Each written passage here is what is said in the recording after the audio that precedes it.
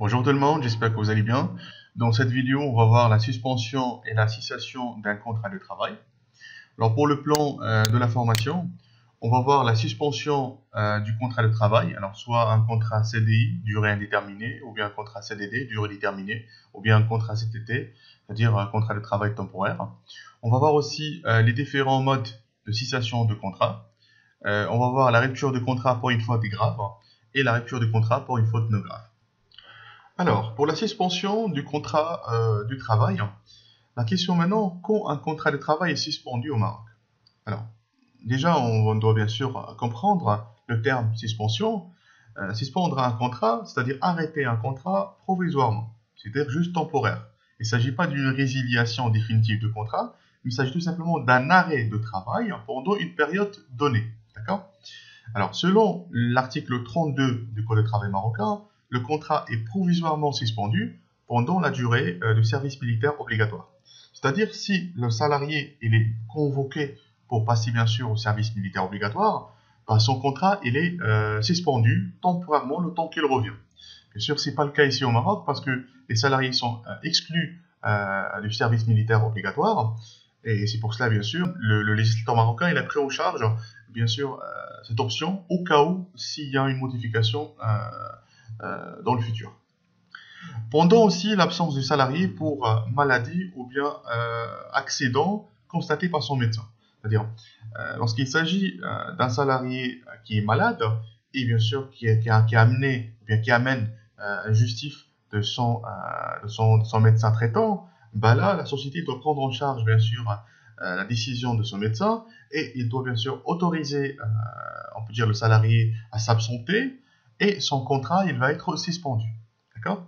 Lorsqu'on dit suspendu, ça signifie qu'il ne va pas toucher bien sûr son salaire. Il ne va pas bien sûr avoir ni prime, ni indemnité, ni salaire. Il va rien avoir. D'accord? Et bien sûr après, lorsqu'il va revenir, il va reprendre à nouveau, on peut dire, ses fonctions. Et comme ça, il peut bien sûr à nouveau toucher son salaire.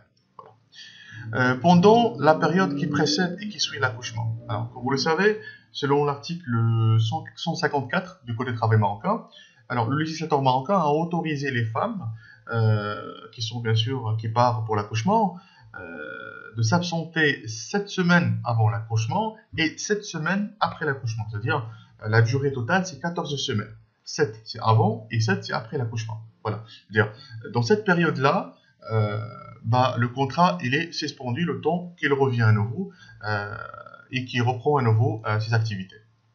Après, c'est pendant l'incapacité temporaire de salarié, suite par exemple à un accident ou bien une maladie professionnelle.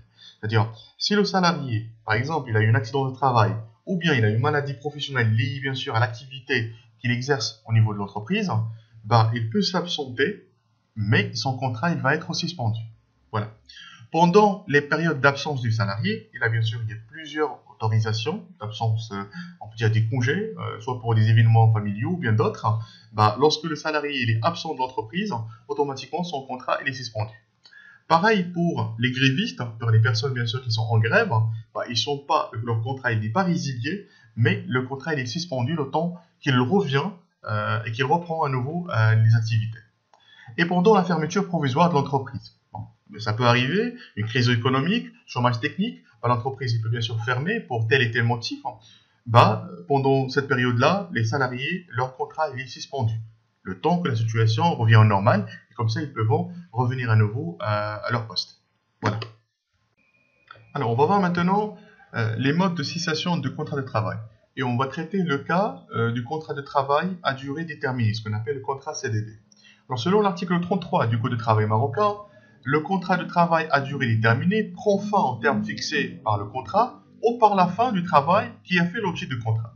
C'est-à-dire, si j'ai signé par exemple en tant qu'employeur, j'ai signé un contrat avec un salarié pour une durée de 12 mois. Ça signifie que le 31 décembre, le salarié va être détaché et le contrat va être résilié automatiquement. Ça marche? Ou bien par l'objet de contrat. C'est-à-dire, s'il s'agit par exemple du contrat de mission ou bien du contrat par exemple de projet, alors la date de contrat, il va terminé à la date bien sûr des projets, c'est-à-dire on peut dire de la réalisation de projet. Alors, il faut noter que la rupture avant terme du contrat de travail à durée déterminée provoquée par l'une des parties et non motivée par la faute grave de l'autre partie, ou par un cas de force majeure dont lieu à des dommages et intérêts. C'est-à-dire si l'employeur a décidé d'arrêter ou bien de résilier le contrat avec le salarié avant la fin du contrat, bah là, ça génère bien sûr des dommages et intérêts pour le salarié. Voilà. Et le montant des dommages et intérêts prévus au 12e alinéa, c'est-à-dire je parle bien sûr ici de salarié, équivalent au montant des salaires correspondant à la période allant de la date de rupture de contrat jusqu'à la fin du contrat. C'est-à-dire, supposons qu'il y a un salarié qui a un contrat de 12 mois et l'employeur il a arrêté le contrat avec ce salarié le mois de juin, c'est-à-dire après 6 mois de travail, il a arrêté le contrat avec le salarié. Alors, il doit bien sûr verser des dommages et intérêts au compte du salarié pour les 6 mois qui restent de contrat. Voilà. Alors, on va traiter maintenant le deuxième type de contrat de travail, c'est le contrat à durée indéterminée, ce qu'on appelle le contrat CDI. Alors, selon l'article 34 du Code du travail marocain, le salarié il peut mettre fin à son contrat de travail dans les cas suivants. Pendant la période d'essai, sans motif particulier. Alors, comme vous le savez, la période d'essai permet à l'employeur d'évaluer les compétences du salarié dans son travail et aussi, il permet au salarié d'apprécier si les fonctions occupées lui conviennent. Alors, c'est une période qui n'est pas obligatoire tant qu'il n'est pas déclaré dans le contrat de travail. Bon, s'il est bien sûr mentionné au niveau du contrat de travail, ça signifie que le respect il est obligatoire. Et bien sûr, le salarié, il peut arrêter le contrat avec l'employeur à n'importe quel moment dans la période d'essai. Et pareil, juste une petite précision, parce que la même chose pour le contrat de travail CDD. Alors, le contrat de travail CDD, le salarié, il peut arrêter à n'importe quel moment le contrat avec l'employeur dans la période d'essai. Et juste une petite précision, pour le contrat de travail CDD, si la durée de contrat est inférieure à 6 mois, la durée de période d'essai c'est 1 semaine.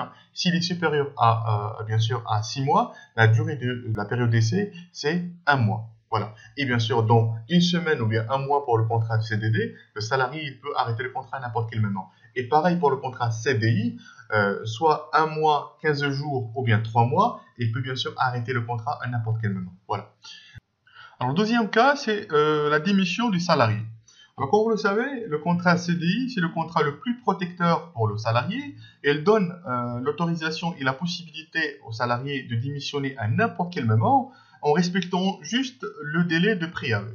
Alors, pour bien sûr chaque catégorie socio-professionnelle, il y a bien sûr une durée de préavis à respecter et à travailler.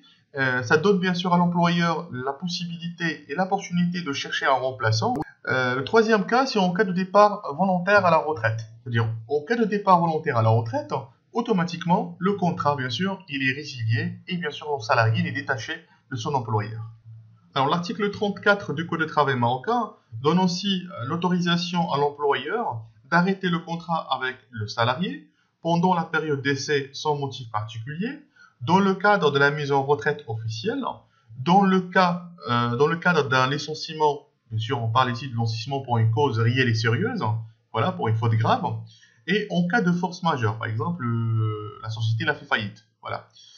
Et notez aussi que pour un contrat de travail durée déterminée, c'est-à-dire un contrat CDD, l'employeur aussi, il peut rompre le contrat de travail avec le salarié dans la période d'essai, c'est-à-dire si le contrat, comme on a dit, si la durée il est inférieure à 6 mois, c'est 1 semaine, et s'il est supérieur à 6 mois, c'est 1 mois, bah, il peut arrêter le contrat à n'importe quel moment, sans bien sûr verser ni des indemnités, ni des dommages et intérêts. Voilà.